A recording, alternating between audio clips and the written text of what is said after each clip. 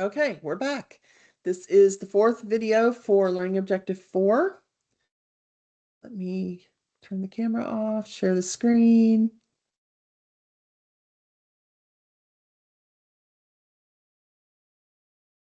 All right, here we go. Learning Objective 17.4, explain the methods used to allocate the integrated marketing communications budget. So it's kind of a step-by-step process. First, you set your goals. What is it you want your integrated marketing communications strategy to achieve? And then you have to set a budget. You know, how much money are you going to spend on this? And you know, as well as I do, that companies have limited dollars. So you want to be very specific about what you're going to be spending your money on. And then you want to choose the marketing metrics so that at the end, you know, did it work? Did it achieve the objectives that we want? So we have a subsection of the marketing plan, which is, you know, this idea of goals. What outcome do they want? So some examples of short-term outcomes might be we are getting inquiries about the product. People are asking questions about the product. We also might want to see increased awareness of the brand or the product. And another short-term outcome would be to get people to ask for a trial. Some examples of long-term goals would be an increase in sales, an increase in market share, and an increase in customer loyalty. So those are just some examples of goals that a company might set. So when you get ready to set and allocate the budget, there are a couple of different methods that you can use. So the first one is you can use this, what's called the objective and task method. So the objective and task method is where you determine the cost to do specific tasks to accomplish certain objectives. So you set your objective, you choose the media, and you determine the cost. And then you would repeat that for each product or service. So you might say, okay, for product A, our objective is to increase awareness and ultimately to increase sales. So you would say, okay, what media am I going to use to increase awareness? And what is it going to cost? What media am I going to use to increase sales? And what's that going to cost? And then you would add that up, and then you'd go to the next product, to the next product, to the next product. And when you add all that up, you get your total marketing communication budget. So that's one way to create the budget. It's just to say, let's look at it product by product and what we specifically want to accomplish and what is it going to cost us to accomplish that. The other method is called the rule of thumb method. And this is where you would base your budget on one of three things. The first being, what is the firm's share of the market in relation to the competition? So if I own 20% of the market, then I might say I'm going to spend 20% of my forecasted sales on the IMC campaign. That's one way to look at it. The second way to look at it is I could base the budget on what is left over after all the operating costs and forecasted sales have been budgeted. So I would budget my forecasted sales, the variable cost associated with those sales. Remember, variable costs fluctuate with production. And then I would deduct out my operating expenses that I think are going to be related to those sales levels. And then whatever money is left over, I would spend that on my IMC budget. So different ways that a company might think about how much money am I going to spend here? All right. I'm going to go on to learning objective 5 here because that was so short. We'll just keep going here. So learning objective 5 is identify marketing metrics used to measure IMC success. So we've got the strategy, we figured out the budget. Now the last piece in the product is this idea of evaluating how effective we were. So remember, potential customers usually have to be exposed to the IMC messages quite a few times before they're going to buy. So with traditional media, print, radio, and TV, what we do is we estimate the degree to which the customers are exposed to a message. And that's basically called gross rating points. And gross rating points equals the frequency times the reach. If you look at your media in your backpack simulation, you can kind of see this happening, right? You'll see when you are going out to choose your media for your backpack, you'll see, like, for example, if you pick a print or a TV or radio, you'll see when you say, I'm going to buy it one time, over on the right side in the little box, you're going to see the frequency and the reach. I think the reach is up in the little box on the top left, but your frequency, how many people are going to read, how many times you're going to run it, is something that you choose. So the gross rating points is the frequency times the reach. So the frequency is the number of times the audience is exposed to a message within a specific period of time. So frequency in a magazine, let's say you run one page ad in one volume of a magazine, well, the frequency is going to be 1, right? So somebody's going to read the magazine, they're going to see your page once, they're going to be done. But if I use radio and I say I want to run this, 6 times a day, then the audience is exposed to this message, probably not the full 6 times, because people maybe don't listen to the radio all day, but there's ways to determine on average how many times is a person going to hear your ad, and that would be the frequency.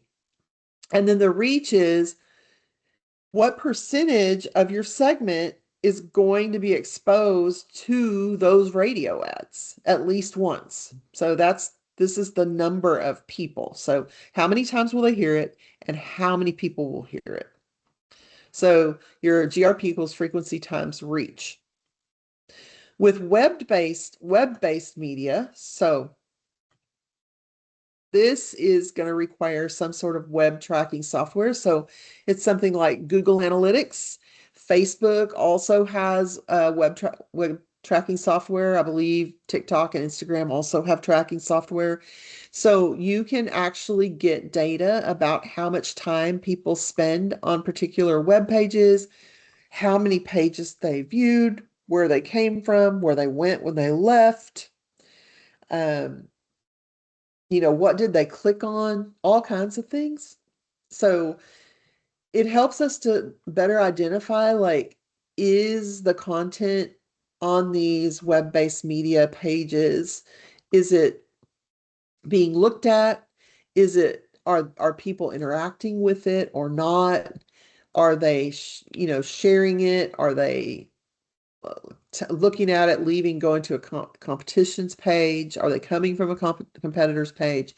So we can get all kinds of information here. But typically what we look at is how much time did somebody spend looking at the page? How many pages did they view?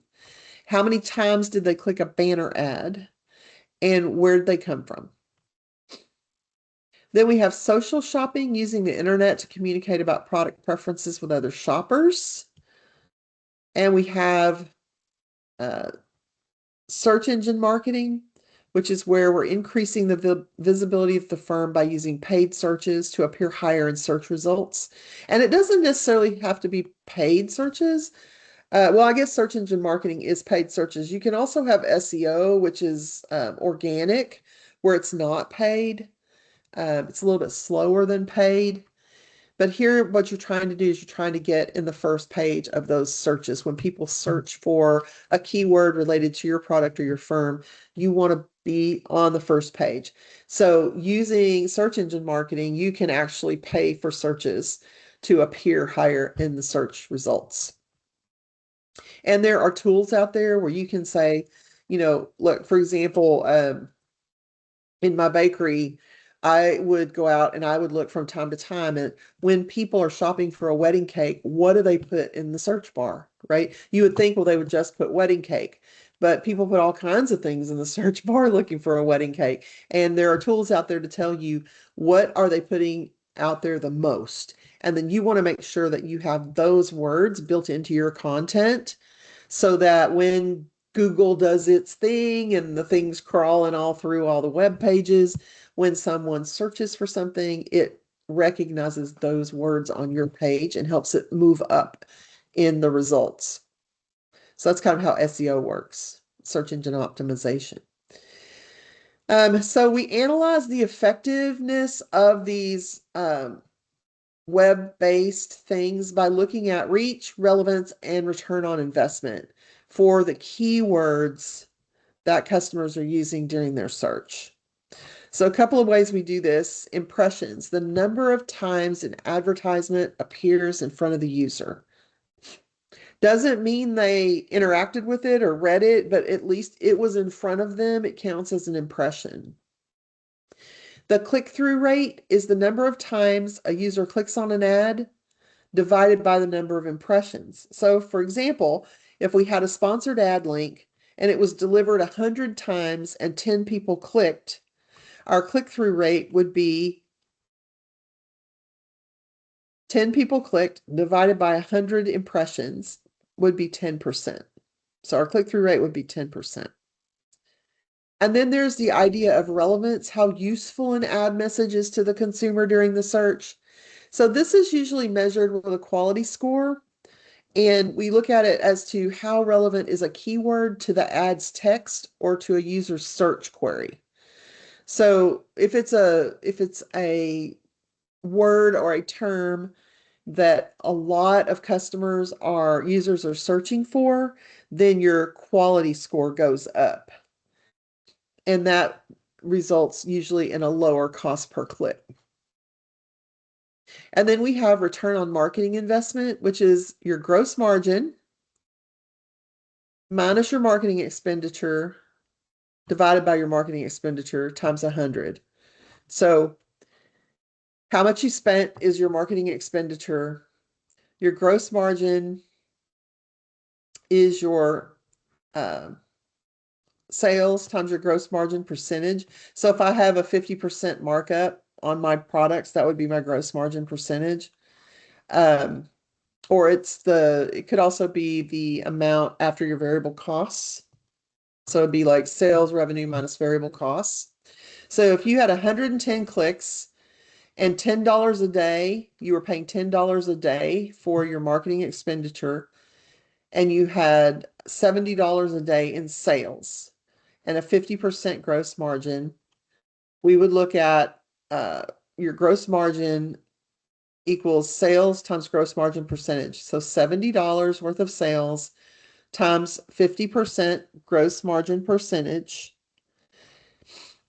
And then if I want to get the return on marketing investment, I'm going to use this full formula. So my gross margin minus my marketing expenditure over my marketing expenditure. So my gross margin would be 35. And I calculated that here. That was sales times gross margin percentage. So my gross margin is 35 minus my $10 a day that I spent divided by the $10 times 100. So 35 minus 10 is 25 divided by 10 times 100. So 250%. So I got a 250% return on my $10 a day marketing expenditure. That's a pretty high return, right? So we would probably say, yeah, we're very happy with that.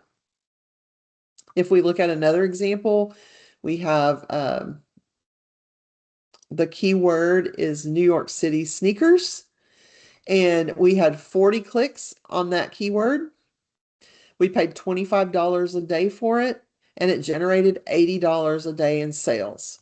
So my gross margin is going to be $80 a day in sales times the 50% gross margin is 40. I take the $40 minus the $25 a day that I paid divided by $25 times 100. So 40 minus 25 is 15 divided by 25 times 100 turns out to be 60%. So here,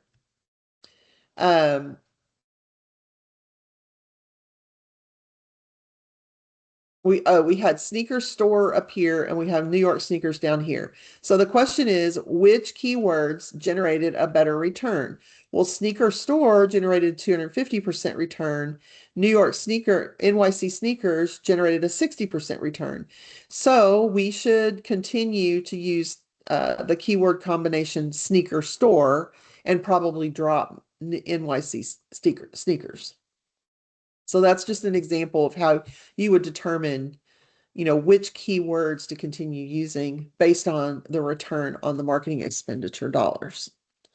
All right, I believe that is the end of chapter 17. Again, I am appreciative of your taking the time to watch this. When I get back to class, if you have any questions or concerns, we can certainly talk about it then next week. Meanwhile, I hope you guys have a great weekend, and thanks for your time.